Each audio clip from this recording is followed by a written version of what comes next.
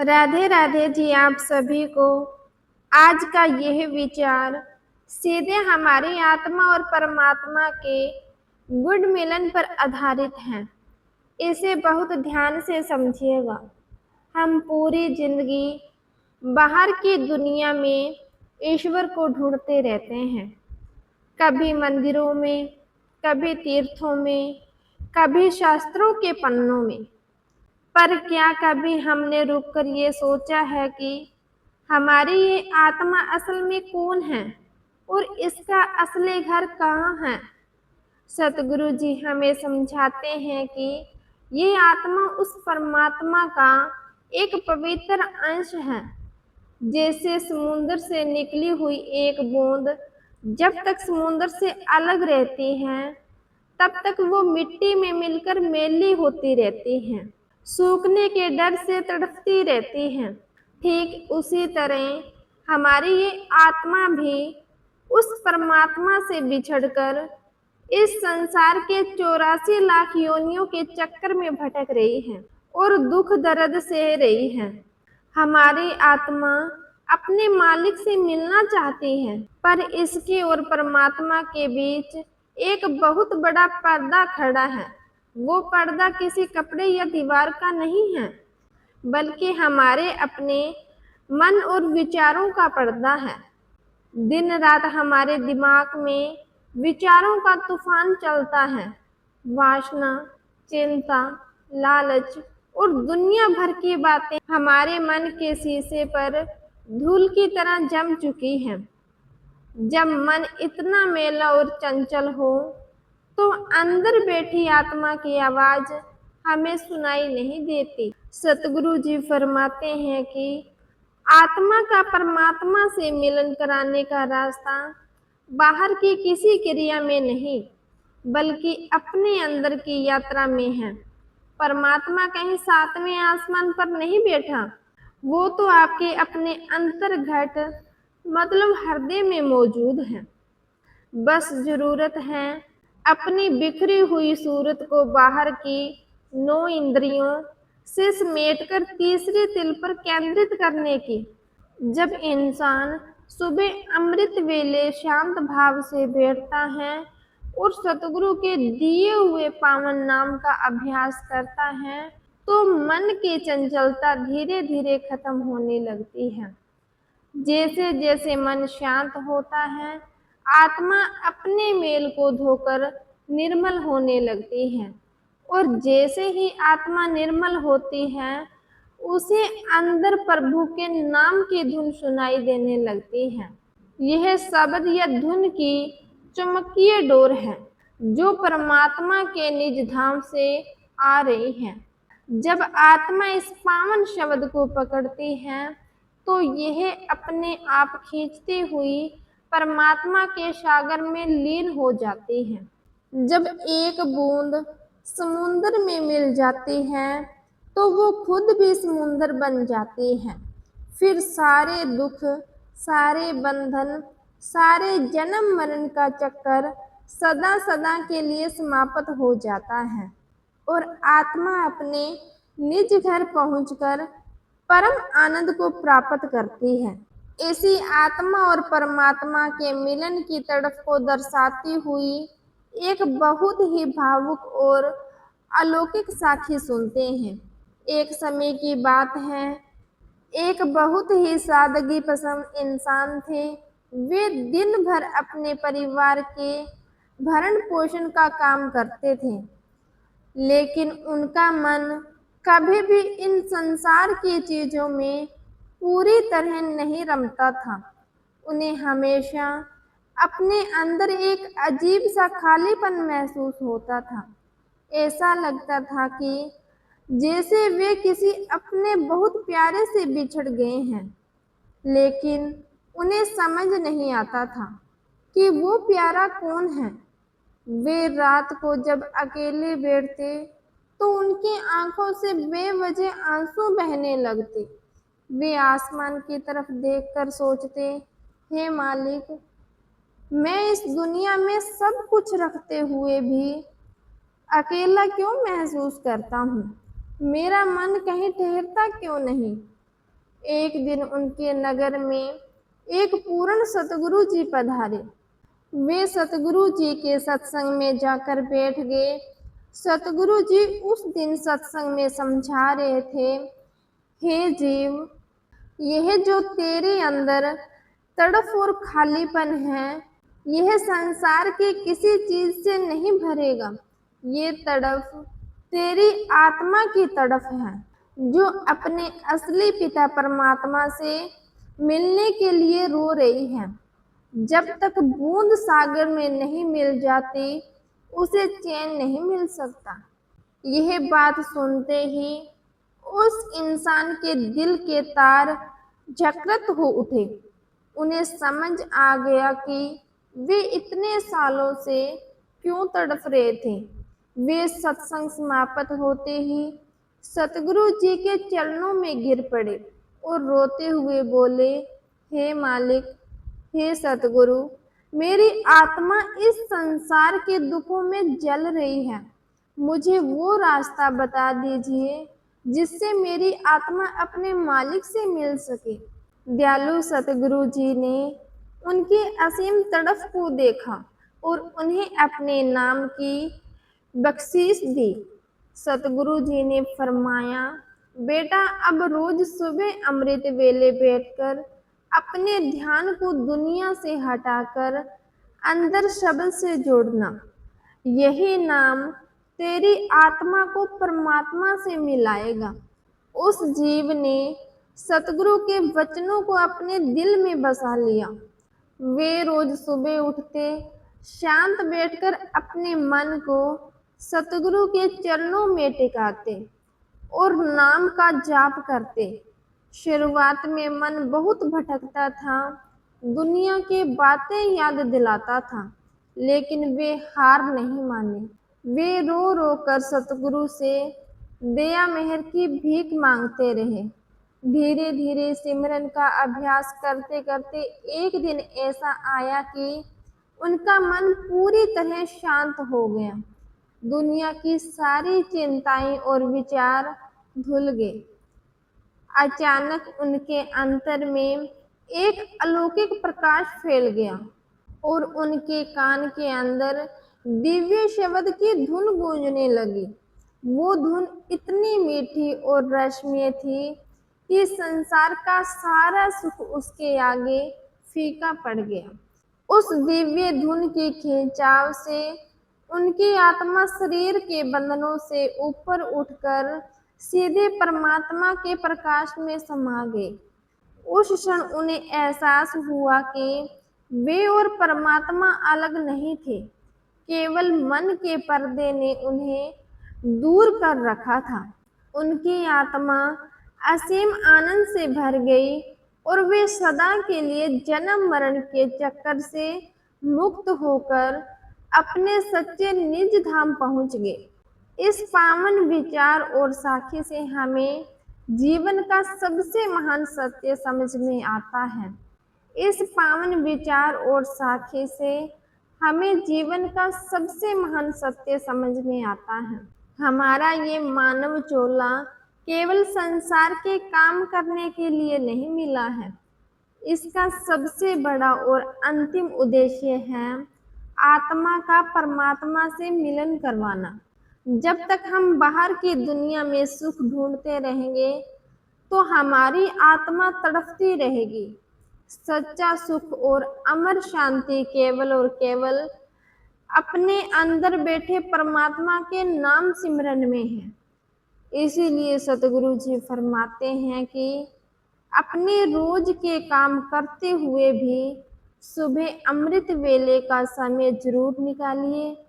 शांत भाव से बैठकर सतगुरु के दिए हुए पावन नाम का जाप कीजिए और अपने अंतर के ध्यान को जगाइए।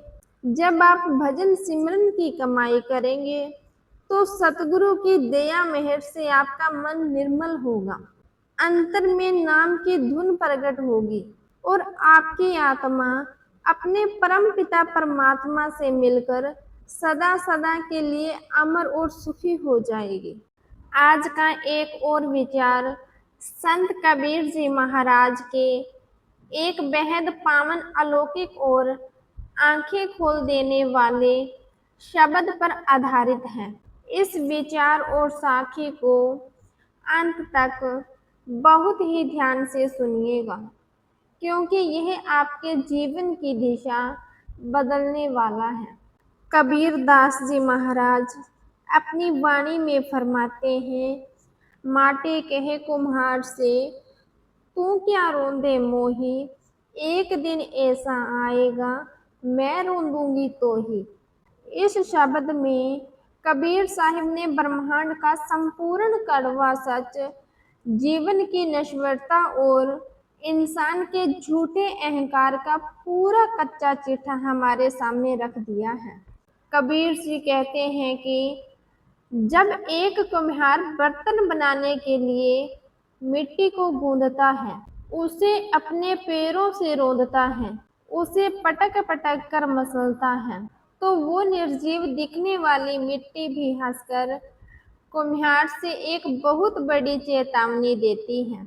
मिट्टी कहती है, ओ नादान इंसान, आज तुम अपनी जवानी, अपने बल और अपने हाथों की ताकत के घमंड में मुझे अपने पैरों तले रौंद रहा है। तू सोचता है कि तू मेरा मालिक है, पर भूल मत, काल का चक्कर निरंतर घूमता रहता है। एक दिन ऐसा भी आएगा जब तेरे अंदर से ये सांसें की डोर टूट जाएगी, तेरा यह सुंदर शरीर प्राणहीन हो जाएगा और तुझे इसी मिट्टी की गोद में सुलाया जाएगा। उस दिन मैं तुझे अपने अंदर समेट कर तेरे ऊपर राज करूंगी और तुझे रौंदूंगी। जरा गहराई से विचार कीजिए, हम इंसान भी तो उसी कुम्हार की तरह ही अज्ञानता के गहरे कुएं में सोए हुए हैं। हम हर पल किस चीज का घमंड करते हैं? अपने इस 5 या 6 फुट शरीर का, जिसे हम रोज साबुन से चमकाते हैं, महंगे परफ्यूम से महकाते हैं, सुंदर सुंदर वस्त्रों से ढकते हैं और शीशे के सामने खड़े होकर घंटों निहारते हैं।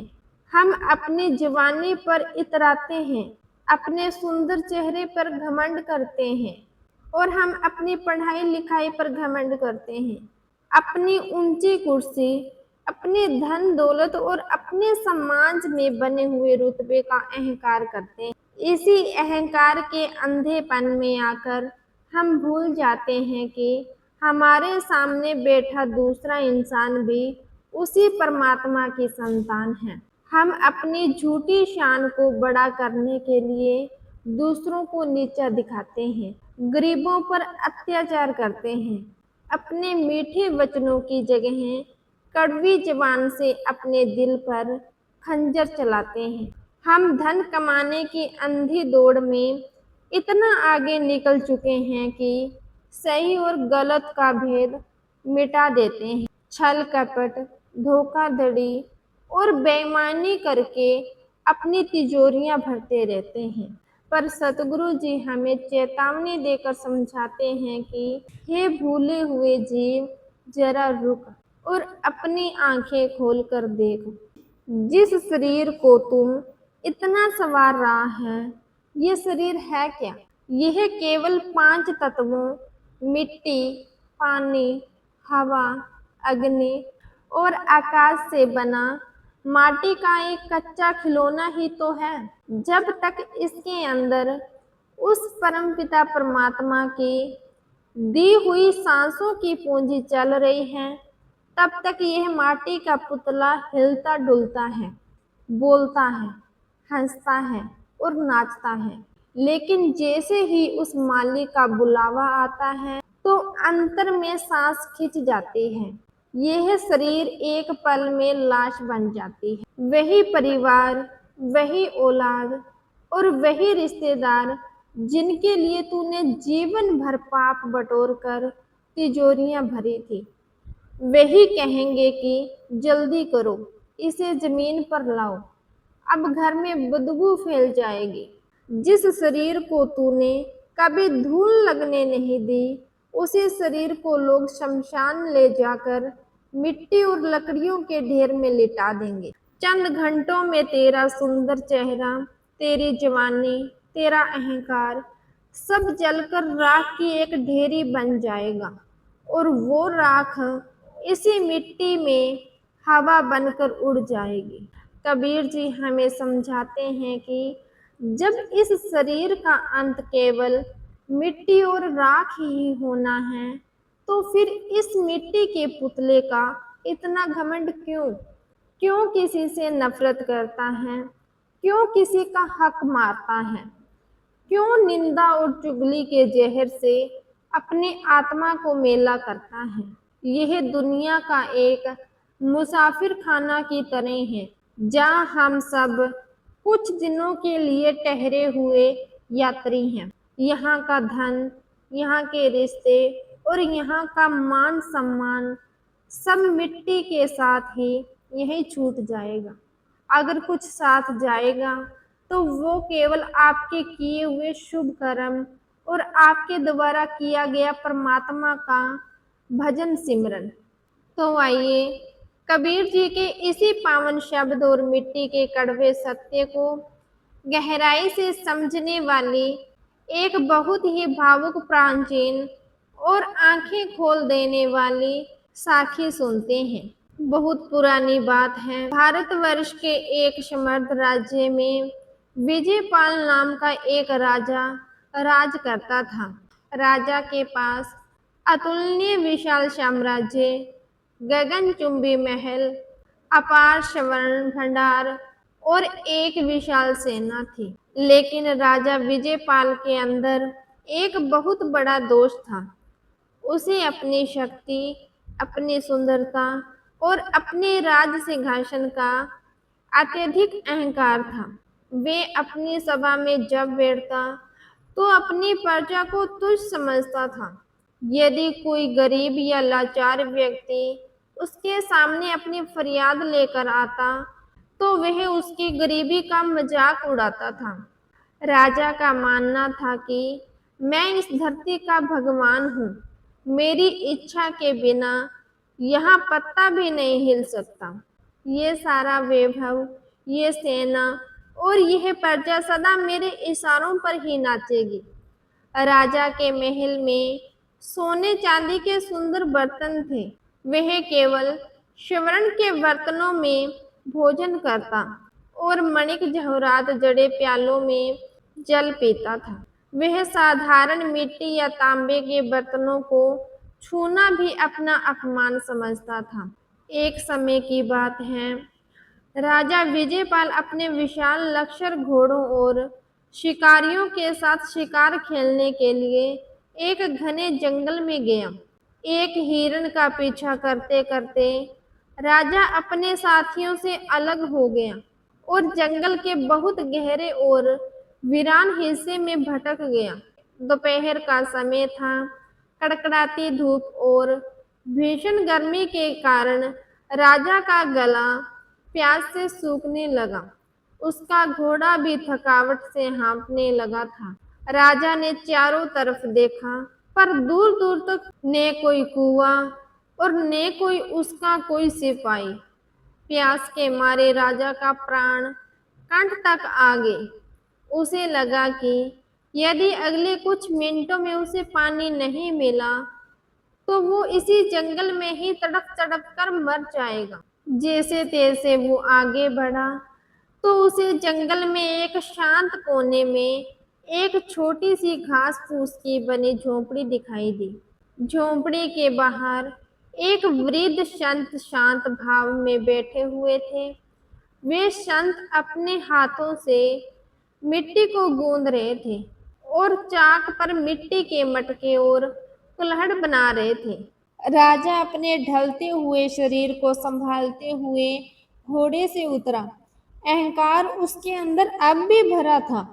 उसने कड़कती आवाज में संत से कहा, ओ साधु, मैं इस पूरे प्रदेश का महाराजा विजयपाल हूँ।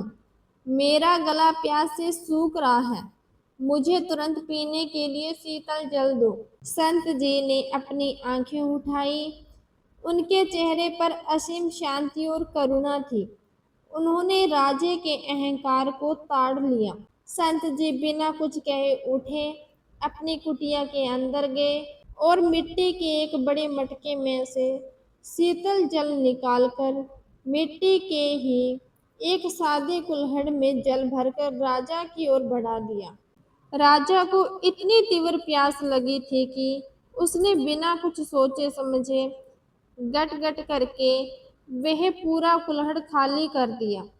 पानी पीते ही उसके शरीर में प्राण लौटे और उसकी प्यास बुझ गई। लेकिन प्यास बुझते ही राजा के अंदर बैठा अहंकार फिर से जाग उठा। उसने हाथ में पकड़े उस मिट्टी के कुल्हड़ को देखा और घृणा से अपना मुंह बना लिया। राजा ने उस कुल्हड़ को जमीन पर जोर से पटक दिया, जिससे मिट्टी का कुल्हड़ टूटकर चकनाचूर हो गया। राजा ने संत की ओर देखकर तिरस्कार भरे शब्द में कहा, हे साधु, तुम बड़े अज्ञानी मालूम होते हो। तुम्हें ज्ञान नहीं कि तुम्हारे सामने इस राज्य का सम्राट खड़ा है। तुमने मुझे इस घटिया मिट्टी के कुल्हड़ में पानी पिलाने का दुस्साहस कैसे किया? क्या तुम्हारे पास कोई सोने या चांदी का पात्र नहीं था? मैं ऐसे मिट्टी के गंदे बर्तनों को छूना भी अपनी तौहीन समझता हूँ। संत जी राजा की इस मूर्खता और अहंकार पर मंद मंद मुस्कुराए। उन्होंने कोई क्रोध नहीं किया। वे शांत भाव से खड़े हुए और बोले, हे राजन, जरा अपनी दृष्टि नीचे घुमाइए और देखिए कि आपने इस कुल्हड़ को कहाँ तोड़ा है। राजा ने नीचे देखा।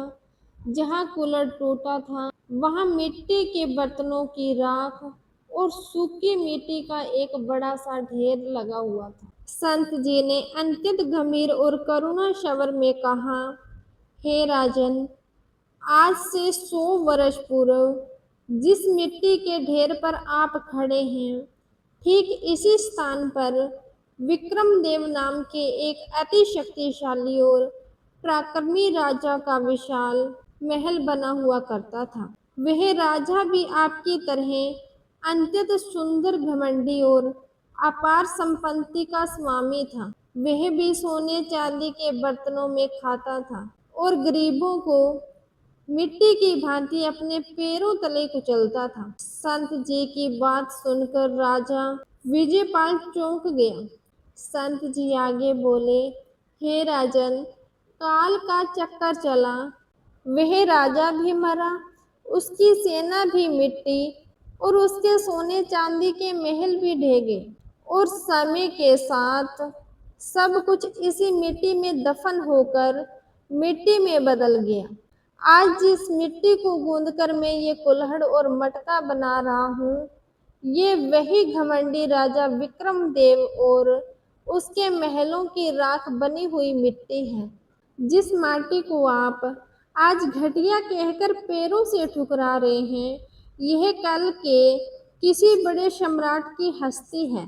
ये सुनते ही राजा विजयपाल के पैरों तले मानो जमीन ही खिसक गई, उसके रोंगटे खड़े हो गए। संत जी ने कबीर साहिब का वही पावन शब्द गुनगुनाया, माटी कहे कुम्हार से, तू क्या रोंदे मोही, एक दिन ऐसा आएगा मैं रोंदूंगी तो ही। संत जी ने राजा की आंखों में आंखें डालकर कहा, हे राजन, ये माटी आज आपसे कह रही है कि हे विजयपाल, आज तू अपनी जवानी, अपनी क्षमता और सोने के बर्तनों के घमंड में मुझे कुचल रहा है, मुझे तुच्छ समझ रहा है। पर याद रख, चंद सालों का खेल और है। जब तेरी सांस की डोरी टूटेगी तो तेरा ये सुंदर शरीर, तेरे सोने के बर्तन और तेरा ये राजपाट सब यहीं धरा का धरा रह जाएगा।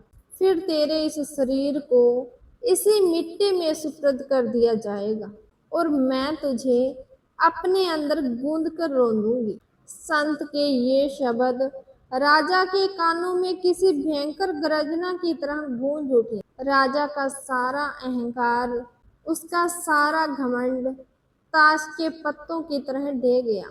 उसकी आंखों में पश्चाताप के आंसू झरझर बहने लगे। राजा विजयपाल थर थर कांपते हुए संत के पावन चरणों में गिर पड़ा। उसने संत के पैर पकड़ लिए और रोते हुए गिड़गिड़ाने लगा, हे परम दयालु, हे महापुरुष, मेरी आंखें खोल दीजिए। मैंने अपनी पूरी जिंदगी इस माटी के शरीर को सजाने और दूसरों पर अत्याचार करने में गंवा दी। मुझे क्षमा कर दीजिए। मुझे इस माटी के भयानक जाल से और अपने जन्म मरण के चक्कर से निकालने का मार्ग बताइए। संत जी ने करुणा से भरकर राजा के सिर पर अपना हाथ रखा और उसे उठाया। संत जी बोले, हे राजन, जागो। यह संसार केवल एक स्वयंवर है। यहाँ जो कुछ दिख रहा है वह सब नाशवान है। यदि इस माटी के बंधन से मुक्त होना चाहते हो तो अपने अहंकार को मारो, प्रजा की सेवा निस्वार्थ भाव से करो और अपने अंतर में उस अविनाशी परमात्मा के नाम का सिमरन करो। केवल नाम की कमाई ही ऐसी दौलत है जो इस माटी के मिलने के बाद, केवल भजन सिमरन की कमाई ही एक ऐसी दौलत है जो इस मिट्टी के मिलने के बाद भी तेरी आत्मा का उद्धार करेगी। राजा विजयपाल ने उसी क्षण अपने राजपाट के अहंकार को त्याग दिया। वह महल तो लौटा, पर एक बदला हुआ इंसान बनकर। उसने प्रजा पर अत्याचार बंद कर दिए, गरीबों की सेवा की और रोज सुबह अमृत वेले उठकर सतगुरु के दिए नाम का अभ्यास करने लगा। संत कबीरदास जी महाराज के इस अमर शब्द और इस पावन साखी से हमें अपने जीवन की सबसे बड़ी और अनमोल सीख मिलती है। हम सब भी उस राजा विजयपाल की तरह अज्ञानता के नशे में जी रहे हैं। हम अपने थोड़े से रूप, थोड़े से धन, बड़े मकान या समाज की झूठी इज्जत पर इतने अंधे हो जाते हैं कि हम परमात्मा को और अपनी मौत को ही भूल बैठते हैं। याद रखिए, हम चाहे कितने भी बड़े पद पर पहुंच जाएं, चाहे कितना भी धन दौलत जमा कर लें, पर अंत में हमारी हस्ती केवल राख की एक ढेरी ही है। जिस दिन इस माटी के पुतले से प्राण उड़ जाएंगे, उस दिन हमारा कमाया धन बैंकों में बंद रह जाएगा। हमारे महंगे वस्त्र अलमारियों में टंगे रह जाएंगे और ये शरीर शमशान की अग्नि में जलकर इसी मिट्टी में विलीन हो जाएगा। इसीलिए महापुरुष जी हमें बार बार चेतावनी देकर समझाते हैं कि त्याग का अहंकार करें, किसी को अपने से छोटा न समझे, अपनी सुंदरता, धन या पद का घमंड न करें, मीठी वाणी और सेवा अपनाएं, संसार में सबसे नम्रता से पेश आएं, किसी का दिल न दुखाएं, क्योंकि दुखाया हुआ दिल ईश्वर का मंदिर तोड़ने के समान है। भजन सिमरन का आधार बनाएं, सांसारिक जिम्मेदारियां निभाते हुए भी हर रोज सुबह अमृत वेले उठकर शांत मन से बैठिए, अपने सतगुरु के दिए हुए पावन नाम का जाप कीजिए, भजन सिमरन कीजिए। वही भजन सिमरन की कमाई आपकी आत्मा की ऐसी अमर कमाई है जो इस मिट्टी के शरीर के छूटने के बाद भी धर्मराज की कचहरी में आपका हाथ थाम कर रखेगी और आपकी आत्मा को 84 लाख योनियों के भयंकर चक्कर से छुड़ाकर सीधे परम पिता परमात्मा के चरणों में सदा के लिए सुखी कर देगी। आज मैं उस कड़वे सच पर बात करने जा रही हूँ जिससे इंसान पूरी जिंदगी भागने की कोशिश करता है, और वो है सांसों का हिसाब और कर्मों की फांसी। हम सुबह उठते हैं, आईने के सामने खड़े होते हैं, अपने बालों को संवारते हैं, चेहरे पर क्रीम लगाते हैं और सोचते हैं कि मैं कितना सुंदर हूँ, मैं कितना ताकतवर हूँ, मेरा समाज में कितना बड़ा नाम है। लेकिन क्या कभी अपने शांत बैठकर यह सोचा है कि जिस शरीर पर आपको इतना घमंड है, वो शरीर सांसों की एक बहुत पतली सी डोरी पर टिका हुआ है। सतगुरु जी हमें बहुत ही गहरी और खरी चेतावनी देकर समझाते हैं। सतगुरु जी फरमाते हैं कि इंसान की सबसे बड़ी मूर्खता यह है कि वो दूसरों की मौत देखता है, दूसरों की लाशों को शमशान घाट जलते हुए देखकर आता है, फिर भी उसे लगता है कि अभी मेरी मरने की उम्र नहीं हुई है, अभी तो मेरी बारी बहुत दूर है। आप रोज कमा रहे हैं, रात दिन एक करके बैंकों में एफडी करवा रहे हैं, जमीनों के कागजात संभाल कर तिजोरियों में बंद कर रहे हैं। पर जरा सोचिए, क्या कभी आपने उस सांसों के बैंक का हिसाब लगाया है? मालिक ने हर जीव को सांसों की एक तय गिनती देकर इस धरती पर भेजा है। आप जब एक सांस बाहर छोड़ते हैं तो आपकी सांसों की पूंजी में से एक सांस कम हो जाती है। यह गिनती हर सेकंड उल्टी चल रही है। पर इंसान कितना अंधा है, वो पैसों के एक एक रुपए का हिसाब रखता है, लेकिन जो सांसों की अमूल्य पूंजी पल पल खत्म हो रही है, उसका कोई हिसाब नहीं रखता। आप दुनिया का सारा धन इकट्ठा कर लीजिए, दुनिया के सारे डॉक्टरों को अपने घर के बाहर खड़ा कर दीजिए, पर जब आपकी आखिरी सांस की गिनती पूरी हो जाएगी तो ब्रह्मांड की कोई ताकत, कोई पैसा आपको एक सांस खरीद कर नहीं दे सकता। सतगुरु जी एक और बहुत गहरी बात से पर्दा उठाते हैं, वो है हमारी कर्मों की कचहरी। हम सोचते हैं कि बंद कमरे में बैठकर हमने जो किसी के साथ धोखा किया, जो किसी का हक मारा, जो किसी का दिल दुखाया, वो तो किसी ने देखा ही नहीं। पर सतगुरु जी फरमाते हैं कि ए बेखबर जीव, तेरी हर एक सोच, तेरे हर एक शब्द और तेरे हर एक कर्म का हिसाब उस परमात्मा के बही खाते में दर्ज हो रहा है। जब ये सांसों की डोरी टूटेगी तो ये शरीर यहीं धरा का धरा रह जाएगा। जिस परिवार के लिए तूने रात दिन पाप किए थे, वो परिवार शमशान में तुझे आग लगाकर अपने घर आकर नहा धोकर खाना खाने लगेगा। कोई तेरे पापों का हिसाब देने तेरे साथ नहीं चलेगा। धर्मराज की कचहरी में तेरी आत्मा इकल्ली खड़ी होगी। वहां न कोई वकील होगा, न कोई दलील होगी, न कोई गवाह होगा। वहां तेरे अपने कर्म तेरे सामने आकर खड़े हो जाएंगे।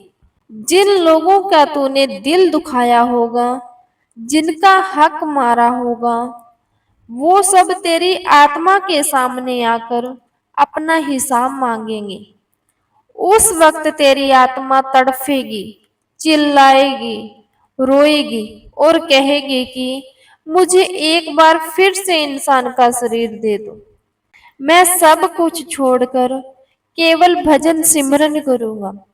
पर उस वक्त पछताने से कुछ हासिल नहीं होगा, क्योंकि वक्त निकल चुका होगा। सतगुरु जी फरमाते हैं कि अगर उस भयानक अदालत के दंड से बचना चाहते हो तो इस मन की गुलामी छोड़ो। यह मन हमारा सबसे बड़ा दुश्मन है। यह मन हमें हर पल भटकाता है, कभी किसी से नफरत करवाता है, कभी किसी से जलन करवाता है, कभी दूसरों की बुराई निंदा करने में हमें मजा दिलाता है।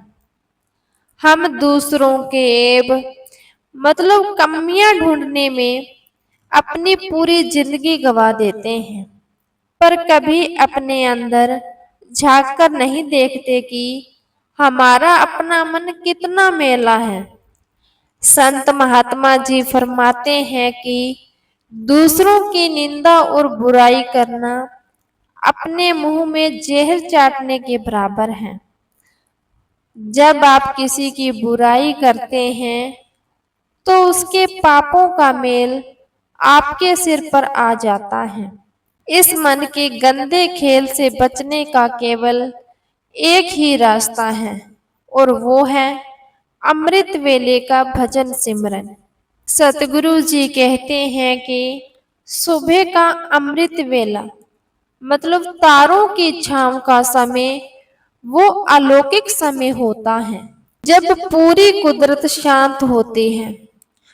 उस वक्त जब आप उठकर शांत बैठकर सतगुरु के दिए हुए पावन नाम का जाप करते हैं तो आपके अंदर नाम की वो अलौकिक धुन गूंजने लगती है।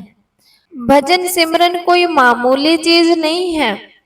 भजन सिमरन वो आरी वो अग्नि है जो आपके जन्मों जन्मों के पापों के पहाड़ को काट काट कर भस्म कर देती है। जब आप भजन सिमरन करते हैं तो आपके दिल के अंदर जमी हुई नफरत, वासना और अहंकार की काई साफ होने लगती है। सतगुरु जी फरमाते हैं कि जैसे एक जलता हुआ दिया अंधेरे कमरे के सालों पुराने अंधेरे को एक पल में मिटा देता है, ठीक वैसे ही सतगुरु के नाम का एक एक मन का भजन सिमरन आपकी आत्मा के जन्मों जन्मों के अंधेरे को दूर करके उसे परमात्मा के प्रकाश से भर देता है। इसीलिए दुनिया के सारे काम करो, अपने परिवार का पालन पोषण पूरी ईमानदारी से करो, पर अपना ध्यान हमेशा उस अविनाशी मालिक के नाम से जोड़कर रखो। तो आइए इसी कर्मों के हिसाब और सतगुरु की अगाध दया को दर्शाती हुई एक बहुत ही झकझोर देने वाली साखी सुनते हैं। एक नगर में एक बहुत बड़ा जमींदार रहता था। उसके पास सैकड़ों बीघा जमीन और अपार धन था, पर वो इंसान बहुत ही कठोर दिल और क्रूर था। उसने गरीब किसानों की जमीन पर कब्जा किया था, लोगों का हक मारा था और अपने आगे किसी को कुछ नहीं समझता था। उसका मानना था कि पैसा ही सब कुछ है और भगवान नाम की तो कोई चीज ही नहीं होती। उस जमींदार का एक ही बेटा था जिससे वो अपनी जान से भी ज्यादा प्यार करता था। उसने अपने बेटे के लिए महलों जैसे घर बनवाए और हर तरह की ऐशो आराम की चीजें जुटा दी। जब जमींदार बुढ़ापे के दहलीज पर पहुंचा तो उसे एक ऐसी भयानक बीमारी ने घेरा कि उसका पूरा शरीर अंदर से गलने लगा। उसके शरीर से इतनी बदबू आती कि नौकर चाकर तो दूर, उसका अपना सगा बेटा भी उसके कमरे में आने से कतराने लगा। डॉक्टर आते, महंगी दवाइयां लिखते, पर कोई दवा काम नहीं कर रही थी। एक रात जमींदार की हालत बहुत ज्यादा बिगड़ गई। उसे अपने कमरे में भयानक साए काल के दूत दिखाई देने लगे। वो डर के मारे चीखने चिल्लाने लगा उसने कांपते हुए अपने बेटे को आवाज दी, बेटा मुझे बचा ले, मुझे बहुत डर लग रहा है। कुछ भयानक लोग मुझे खींच कर ले जा रहे हैं। तू अपने सारे पैसे दे दे, पर मुझे बचा ले। बेटा कमरे के दरवाजे पर ही खड़ा रहा। उसने पास आने से मना कर दिया और ठंडे स्वर में बोला, पिताजी चीखिए मत, बाहर मेहमान बैठे हैं, मेरी बदनामी हो रही है। डॉक्टर ने कह दिया कि आपका अंतिम समय आ गया है, अब पैसा भी कुछ नहीं कर सकता। जमींदार की आत्मा यह सुनकर सन्न रह गई।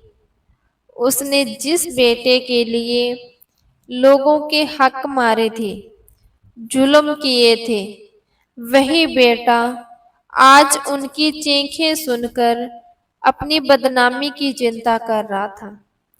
उसी वक्त जमींदार की तड़फ इतनी बढ़ गई कि उसकी आंखों से आंसू बहने लगे। उसे अपने किए हुए सारे पाप एक एक करके याद आने लगे। उसे याद आया कि कैसे उसने गरीबों को सताया था, कैसे संतों का मजाक उड़ाया था।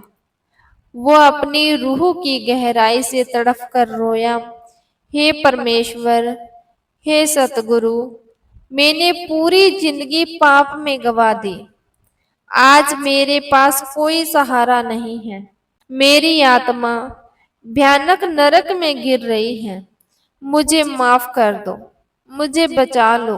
उसकी यह तड़फ और सच्चे पश्चाताप की पुकार इतनी गहरी थी कि शमशान जैसी उस रात में उसके कमरे में एक अलौकिक प्रकाश हुआ। उस प्रकाश के बीच में एक परम दयालु सतगुरु महाराज जी सूक्ष्म रूप में प्रकट हुए। सतगुरु जी को देखते ही उस जमींदार की आत्मा उनके चरणों में लिपट गई और रो रो कर कहने लगी, हे मालिक, मैं बहुत बड़ा पापी हूँ। मैंने कभी आपका नाम नहीं जपा, केवल जुल्म किए, पर आज मुझे बचा लीजिए। सतगुरु जी महाराज का हृदय तो दया और आघात का सागर होता है। सतगुरु जी ने उसकी तरफ देखा और फरमाया, हे जीव, तूने जीवन भर केवल पाप बटोर कर अपने लिए नरक का कुआं खोदा है, पर तेरे अंतिम समय की यह सच्ची तड़फ और पश्चाताप ने तेरे अहंकार को तोड़ दिया है। सतगुरु का दर न्याय की कचहरी नहीं, करुणा का दरवाजा है। सतगुरु जी ने अपनी असीम दया मेहर से उसके अंतर में नाम की धुन को गुंजा दिया और उसके जन्मों जन्मों के पापों के खातों को अपनी मेहर से काटकर भस्म कर दिया। सतगुरु जी ने उसकी आत्मा का हाथ अपने पावन हाथों में थाम लिया। जमींदार के चेहरे पर एक अलौकिक शांति आ गई। उसकी सांसें थम गई और उसकी आत्मा काल के पंजे से छूटकर सतगुरु जी की शरण में निज धाम की ओर प्रयाण कर गई। इस पावन साखी से हमें अपनी जिंदगी की सबसे भयानक सच्चाई समझ में आती है। हम सब भी उस जमींदार की तरह यही सोच रहे हैं कि हम जो पाप कर रहे हैं, जो छल कपट कर रहे हैं, उसका कोई हिसाब नहीं होगा। पर याद रखिए, जब शरीर छूटेगा तो आपकी एक एक चालाकी, एक एक पाप का हिसाब आपको देना ही पड़ेगा। यह परिवार, यह धन, यह जमीन यही रह जाएगी, कोई आपके साथ नहीं चलेगा। सतगुरु जी महापुरुष हमें चेतावनी देकर समझाते हैं कि अंत समय के पश्चाताप का इंतजार मत कर। क्या गारंटी है कि अंत समय में आपको संतों की मेहर मिलेगी या आपको भजन सिमरन करने का मौका मिलेगा? जो सांस आज आपके पास है, इसी सांस को सुधारें। आज से ही अपने मन के अहंकार, नफरत और लालच को त्याग दीजिए। अपने जीवन में से समय निकालकर सुबह अमृत वेले बैठिए और सतगुरु के दिए हुए पावन नाम का अभ्यास कीजिए। जब आप भजन सिमरन की कमाई करेंगे तो आपके जीते जी भी आपके जीवन में शांति रहेगी और मरने के बाद भी आपकी आत्मा को किसी काल या कर्म का डर नहीं रहेगा। सतगुरु की पावन नाम रूपी डोर आपकी आत्मा को थामकर सीधे परमात्मा के निज धाम पहुंचा देगी। इसी तरह एक और विचार जो हमारी आंखें खोलने वाला और आत्मा को संचेत करने वाला है, इसे बहुत ही ध्यान से समझिएगा। आप दिन रात भाग दौड़ करते हैं, खून पसीना बहाते हैं, पाई पाई जोड़कर मकान बनाते हैं, गाड़ियां खरीदते हैं, बैंक में जमा पूंजी बढ़ाते हैं। किसके लिए? इसी परिवार के लिए ना, अपनी औलाद के लिए, अपने रिश्तेदारों के लिए। आप सोचते हैं कि यह परिवार मेरा ढाल बनेगा, ये मेरे अपने हैं जो हर मुश्किल में मेरे साथ खड़े रहेंगे। पर सतगुरु जी हमें चेतावनी देकर इस झूठे मोह का पर्दाफाश करते हैं। सतगुरु जी फरमाते हैं कि जिस परिवार की खातिर तू अपने ईमान को बेच रहा है, दूसरों का दिल दुखाकर पैसे बटोर रहा है, जरा सोच, जिस दिन तेरी आंखें बंद होगी, यही परिवार तेरे साथ क्या सलूक करेगा। जिस मकान को तू बड़े चाव से बनाया है, जिस कमरे के मखमली बिस्तर पर तू सोता था, जैसे ही तेरी आखिरी सांस निकलेगी, तेरे अपने ही कहेंगे कि इसे तुरंत जमीन पर लेटा दो, घर में अब लाश नहीं रख सकती। जो बच्चे तेरी एक पुकार पर दौड़े आते थे, वही तेरी मृतदेह को छूने से कतराएंगे और तेरी कमाई हुई धन और तेरी कमाई हुई और तेरा कमाया हुआ धन, जमीन की रजिस्ट्रियां, सोने चांदी के गहने और तेरा कमाया हुआ धन, जमीन की रजिस्ट्रियां, सोने चांदी के गहने और बैंक की पासबुक तो तुरंत अलमारी में बंद करके रख लेंगे। पर तेरे साथ क्या करेंगे? तेरे पहने हुए कपड़े, तेरा गद्दा, तेरे इस्तेमाल की हुई चीजें, यहाँ तक कि दीवार पर टंगी हुई तेरी तस्वीर भी घर से हटाकर फेंक देंगे या जला देंगे, ताकि घर में तेरी कोई निशानी न रहे। और जिन्हें तू अपना खून कहता है ना, वही तुझे शमशान घाट ले जाकर लकड़ी के ढेर पर लेटाएंगे और तुझे 1 मिनट में जला देंगे और शमशान के नल पर हाथ धोकर भूल जाएंगे, वहां बैठकर गपशप करेंगे और घर लौटते ही इस बात पर झगड़ा करेंगे कि किसके हिस्से में कितना धन आता है। सतगुरु जी हमें चेतावनी देकर इस झूठे मोह का पर्दाफाश करते हैं कि हे भूले हुए जीव, तू जिन लोगों के लिए परमात्मा को भूल गया, उन्होंने तुझे राख की ढेरी बनाकर अलग कर दिया। तेरी बनाई हुई दौलत पर तो सब हक जताएंगे, पर धर्मराज की कचहरी में तेरे पापों का दंड भुगतने कोई तेरे रिश्तेदार साथ नहीं जाएगा। वहां तेरी आत्मा अकेली खड़ी होकर रोएगी। इंसान सिर्फ परिवार के मोह में नहीं फंसा है, इंसान तो अपनी झूठी जुबान और निंदा शिकायत की बीमारी में भी जल रहा है। हम पूरा दिन क्या करते हैं? चार लोगों के बीच बैठकर पांचवें की चुगली करना, दूसरों की कमियां निकालना। उसने मेरे साथ ऐसा क्यों किया? उसने मुझे नीचा कैसे दिखाया? बस इन्हीं बातों का जहर अपने अंदर घोलते रहते हैं। सतगुरु जी फरमाते हैं कि जब तू किसी की निंदा या बुराई करता है तो तू मुफ्त में उनके पापों का कचरा उठाकर अपने सिर पर रख लेता है। तू किस बात का घमंड कर रहा है?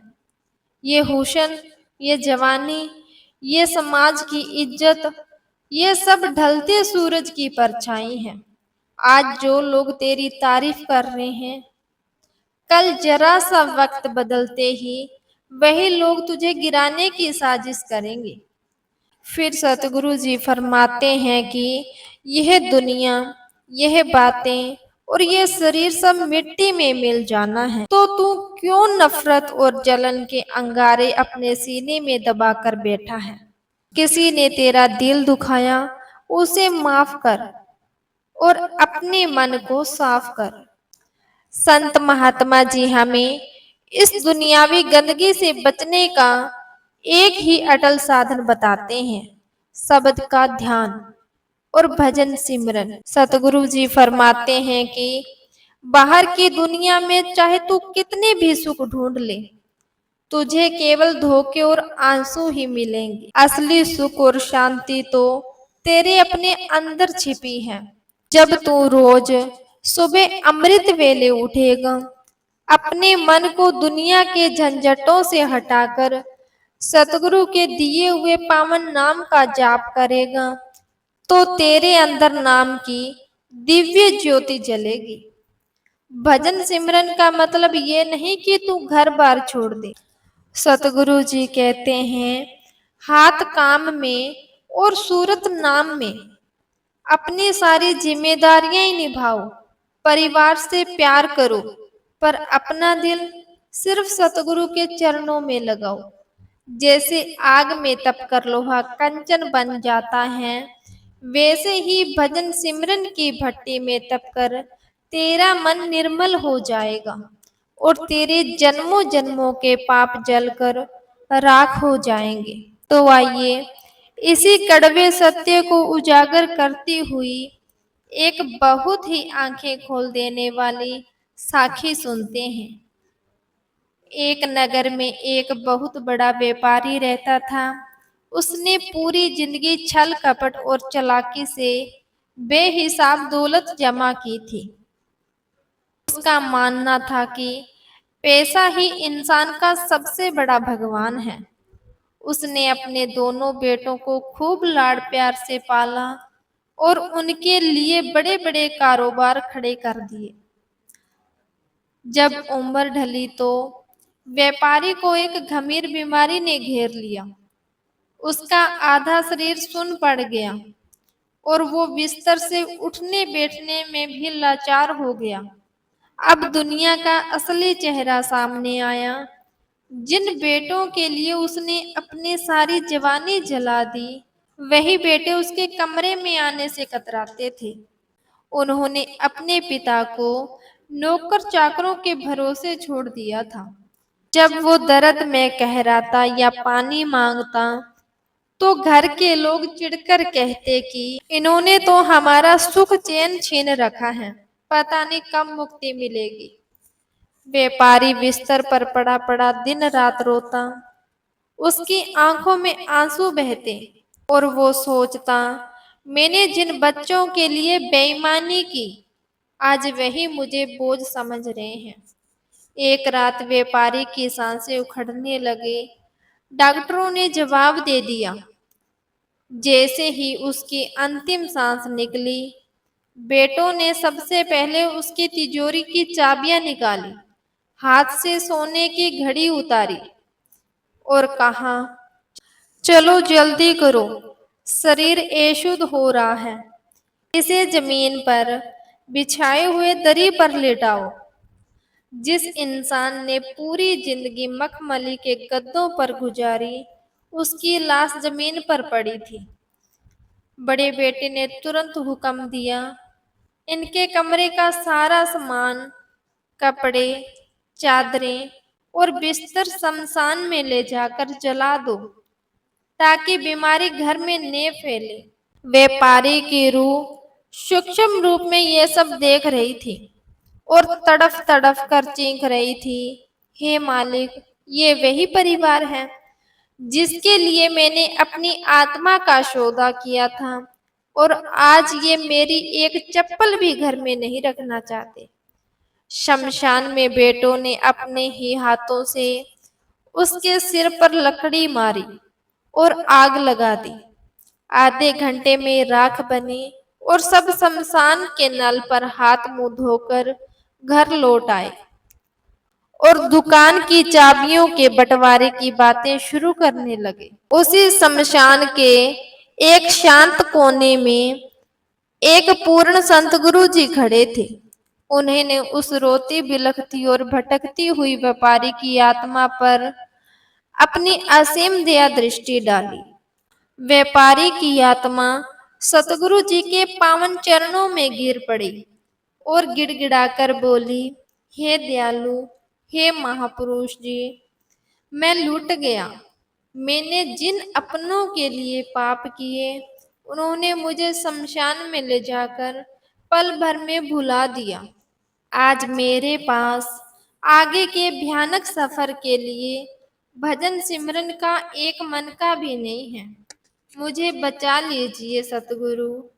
सतगुरु जी ने अगाध करुणा भरे शब्द से फरमाया, हे जीव, यही इस संसार का नगन सत्य है।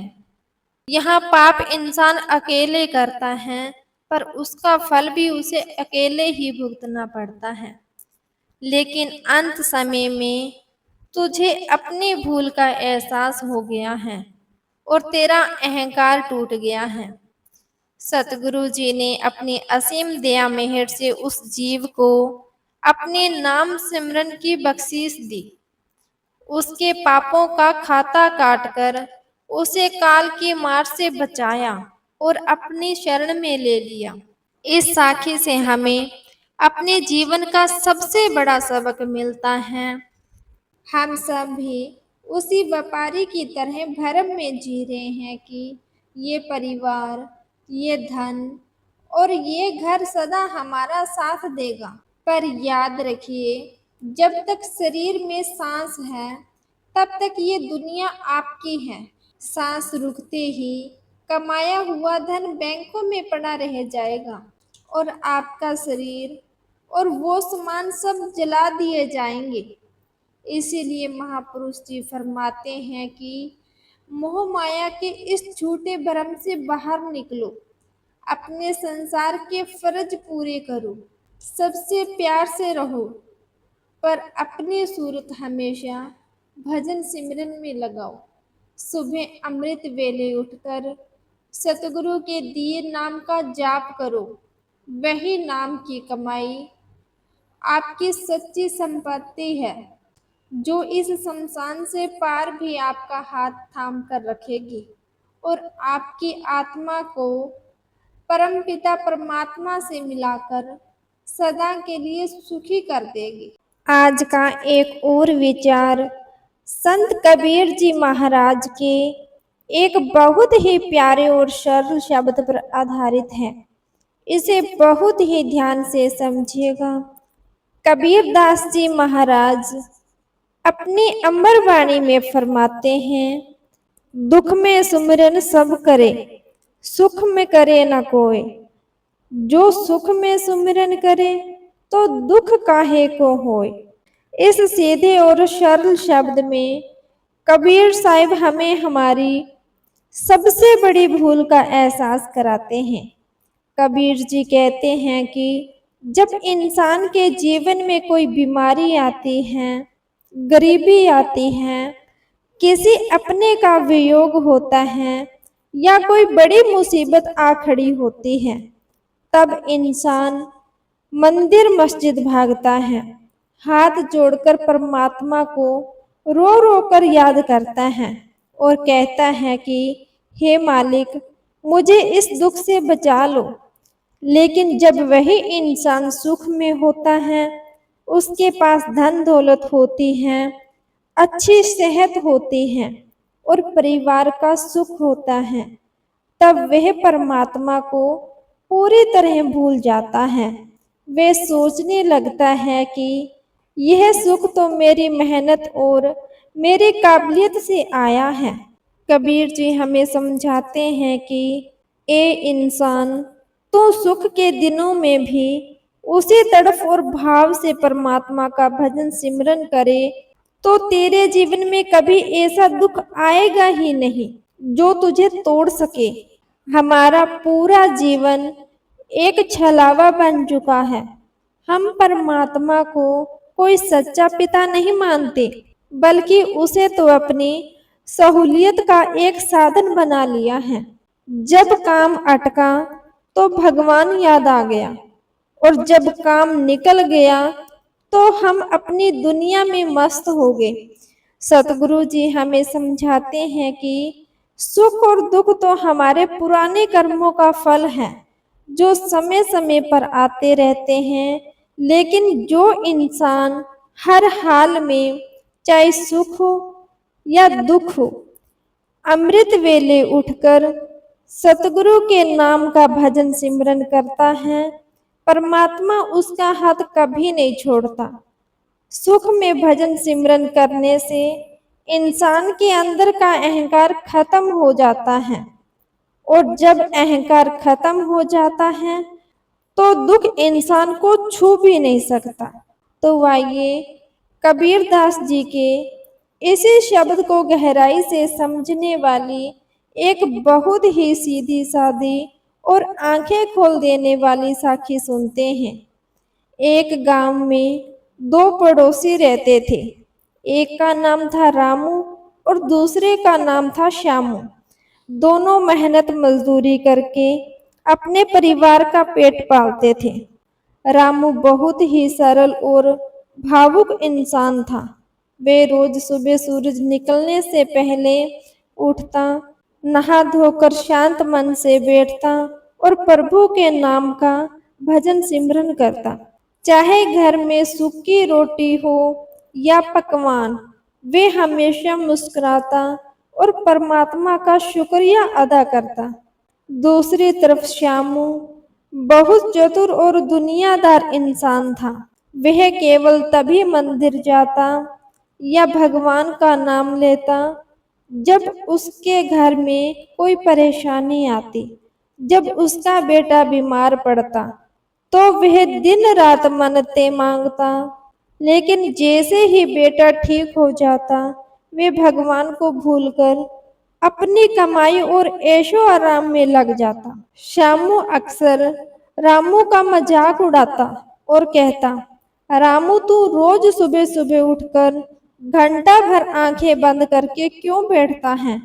तेरे पास कौन सा राजपाट आ गया है?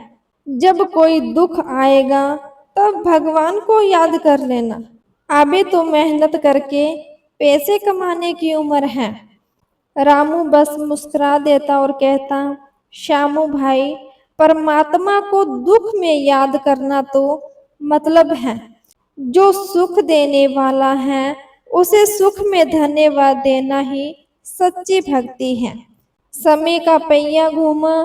कुछ सालों बाद दोनों की मेहनत रंग लाई और दोनों गांव के बड़े व्यापारी बन गए। दोनों के पास सुंदर मकान, गाड़ियां और अपार धन आ गया। धन आते ही श्यामू पूरी तरह घमंड में डूब गया। अब तो उसने भगवान का नाम लेना बिल्कुल बंद कर दिया। वह देर रात तक पार्टियों में रहता, शराब कबाब में पैसे लुटाता और गरीबों को नीचा दिखाता। लेकिन रामू बिल्कुल वैसा ही रहा। इतना धन आने के बाद भी उसने अपना भजन सिमरन कभी नहीं छोड़ा। वह आज भी रोज सुबह अमृत वेले उठता, प्रभु के चरणों में माथा टेकता और कहता, हे मालिक, ये सब तेरा ही दिया हुआ है, मुझे कभी अपने नाम से दूर मत करना। फिर एक दिन काल का ऐसा चक्कर चला कि गांव में भयंकर महामारी फैली और साथ ही दोनों का व्यापार अचानक ठप हो गया। श्यामू की सारी जमा पूंजी एक झटके में डूब गई और उसका इकलौता बेटा गंभीर रूप में बीमार पड़ गया। श्यामू पर दुखों का पहाड़ टूट पड़ा। वे रोता चिल्लाता हुआ मंदिर भागा। भगवान की मूर्तियों के आगे सिर पटकने लगा। हे भगवान, मेरे साथ ही ऐसा क्यों किया? मैंने तेरा क्या बिगाड़ा था? मेरे बेटे को बचा ले। पर उसका मन अशांत था।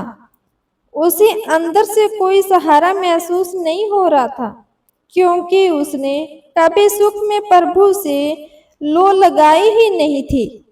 दूसरी तरफ रामू का व्यापार भी डूबा था, पर रामू के चेहरे पर अद्भुत शांति थी। उसने अपने बेटे का इलाज कराया और शांत मन से प्रभु के सिमरन में बैठा रहा। उसने कहा, हे मालिक, सुख भी तेरा था, दुख भी तेरा है, तो जैसे रखेगा मैं उसी में खुश हूँ। रामू के इस शांत मन और सिमरन की ताकत ने उसे टूटने नहीं दिया। उसकी अंदरूनी शांति देखकर श्यामू रोते हुए उसके पास आया और पैर पकड़कर बोला, रामू भाई, हम दोनों का सब कुछ लुट गया, पर तू इतना शांत कैसे है और मैं अंदर से पूरी तरह क्यों टूट चुका हूँ? रामू ने बहुत ही प्यार से श्यामू को गले लगाया और कहा, श्यामू भाई, कबीरदास जी ने कहा है ना, दुख में सुमिरन सब करे, सुख में करे न कोई। तूने परमात्मा को सिर्फ जरूरत के समय याद किया है, इसीलिए दुख आते ही तेरा विश्वास डगमगा गया। मैंने सुख के दिनों में भी उसका नाम जपा था, इसीलिए आज इस भयंकर दुख में भी मुझे उसका सहारा महसूस हो रहा है और मेरा मन शांत है। श्यामू की आंखें खुल गई। उसे समझ में आ गया कि सुख में किया गया भजन सिमरन ही इंसान की असली ताकत बनता है। इस पावन विचार और साखी से हमें अपने जीवन का सबसे बड़ा सबक मिलता है। हम सब भी श्यामू की तरह ही गलती करते हैं। जब तक जीवन में सब कुछ ठीक चल रहा होता है, सेहत अच्छी है, पैसा आ रहा है, बच्चे खुश हैं, परमात्मा को पूरी तरह भूलकर अपनी दुनिया में मस्त रहते हैं और जैसे ही कोई दुख या संकट आता है, हम रोने चिल्लाने लग जाते हैं। सतगुरु जी समझाते हैं कि परमात्मा कोई संकट मोचन की दवाई नहीं है कि जब दर्द हुआ तब खा ली। परमात्मा तो हमारा सच्चा पिता है। सुख में धन्यवाद करें। जब भी जीवन में खुशी आए तो उसका घमंड करने के बजाय परमात्मा का शुक्रिया अदा करें। अमृत वेले का नियम बनाएं। रोज सुबह उठकर शांत मन से सतगुरु के दिए हुए पावन नाम का भजन सिमरन करें। हर हाल में खुश रहें। जब आप सुख में भजन सिमरन करने की आदत बना लेंगे तो आपके पापों का बोझ कट जाएगा। फिर जीवन में कितना भी बड़ा दुख क्यों ना आ जाए, वह दुख आपके मन की शांति को भी छीन नहीं पाएगा।